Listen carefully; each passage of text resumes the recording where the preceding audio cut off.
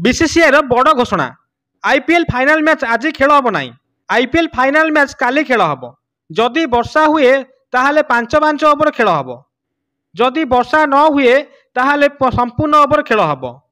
जदि वर्षा लगी आज मैच बातिल हो आसंता काली रिजर्व डे रे खेल हम आईपीएल फाइनाल मैच।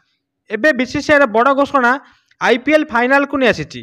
दर्शक बंधु आज फाइनाल खेल आरसीबी सहित पंजाब आज मैच को किए जितब कमेंट कर निश्चित कहतु। दर्शक बंधु आज वर्षा हबार समान अच्छी। जदि मैच वर्षा लगी बातिल हो रिजर्व डे रे काली खेल हम आईपीएल फाइनाल मैच। जदि आज वर्षा हो 9:30 पर्यंत अपेक्षा करा पड़ो। जदि 9:30 भितर वर्षा छाड़ी जाऊँगी संपूर्ण ओवर खेल हम। जदि 9:30 पर वर्षा छाड़ूना ताहले राति 11टा पर्यंत अपेक्षा करा पड़ो। जदि राति 11टा भितर वर्षा छाड़ी जाऊँगी ताहले चेष्टा करा 5-5 ओवर खेल कराई।